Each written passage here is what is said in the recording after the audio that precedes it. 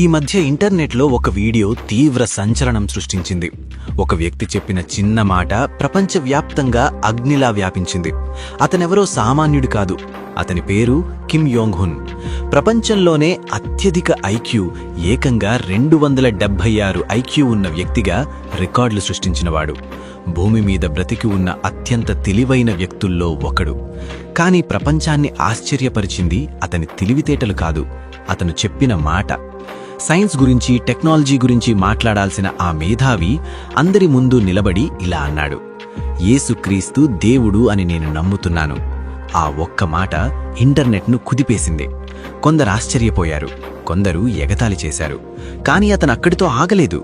మళ్లీ వచ్చి ప్రపంచం కళ్ళు తెరిపించే ఇంకొక భయంకరమైన మాట చెప్పాడు. ఈ లోకానికి ముగింపు సమీపించింది. యేసుక్రీస్తు రాకడ త్వరలో జరగబోతోంది. ఈ లోకం ఇప్పుడున్నట్లుగా ఎప్పటికీ కొనసాగదు. Hello everyone, I am the world's highest record holder, Young Hoon Kim. Today, I want to declare this important message. The end is near, and Jesus Christ is coming soon. This world will not continue forever as it is now. Jesus Christ will come again. ఆ మాట విన్నప్పుడు ఒక్క క్షణం మన గుండె ఆగినంత పనవుతుంది. ఎందుకంటే ఆ మాట చెప్పింది ఏదో సాధారణ వ్యక్తి కాదు. ప్రపంచం పోకడను, భవిష్యత్తును స్పష్టంగా విశ్లేషించగల ఒక మహామేధావి. అతనన్నాడు, ఇది నేను కేవలం నా మానవ జ్ఞానంతో చెబుతున్న మాట కాదు, ఇది ఒక దైవిక ప్రత్యక్షత. మన తరంలోనే యేసయ్య రాబోతున్నాడు. ఒక్కసారి మన చుట్టూ ఉన్న లోకం వైపు చూడండి, మీకే అర్థమవుతుంది అతనెందుకలా అన్నాడో. ప్రతి ఒక్కరిలో ఒక భయం, ఒక వెలితి. సాంకేతికంగా మనం చాలా అభివృద్ధి చెందాం. కృత్రిమ మేధస్సు అంటే ఏఐ మన పనులు చేస్తోంది. మనుషులు ఆస్తులు, హోదాలు, డబ్బు కోసం పిచ్చివాళ్లలా పరిగెడుతున్నారు.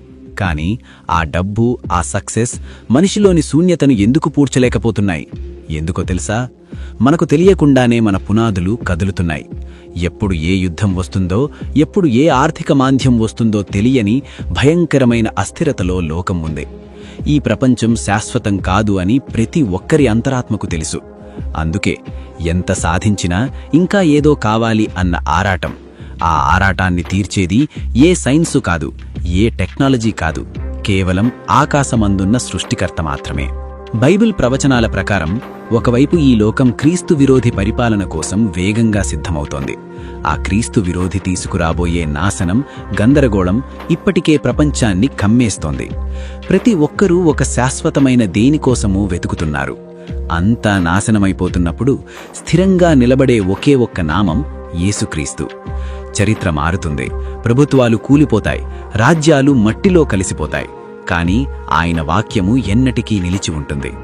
ఈరోజు చాలామంది తమ జీవితంలో చాలా వాటి కోసం ప్రిపేర్ అవుతున్నారు. పరీక్షల కోసం, ఉద్యోగాల కోసం, ఇళ్లు కట్టుకోవడం కోసం, రిటైర్మెంట్ కోసం ఎంతో సమయం, డబ్బు, శక్తిని ఖర్చు పెట్టి సిద్ధపడుతున్నారు. ఇవన్నీ ఒకరోజు మట్టిలో కలిసిపోయేవే కదా. మరి రేపు మరణం వచ్చినప్పుడు, లేదా ఆ యేసయ్య మేఘాల మీద వచ్చినప్పుడు ఆ సృష్టికర్తను కలుసుకోవడానికి నువ్వు ఎంత సిద్ధంగా ఉన్నావు? ప్రపంచంలోనే అత్యంత తెలివైనవాడు తన మెదడు కన్నా ఆ దేవుని వాక్యమే గొప్పదని నమ్మాడు. మరి నువ్వింకా దేనికోసం ఎదురుచూస్తున్నావు? దేవుని బిడ్డలారా, యేసయ్య రాకడ సమీపించింది అన్న వార్త విని మనం భయపడాల్సిన అవసరం లేదు. భయమనేది పాపంలో ఉన్నవారికి, లోకాన్ని ప్రేమించేవారికి. కాని క్రీస్తును వెంబడించేవారికి అది భయం కాదు, అది నిరీక్షణ.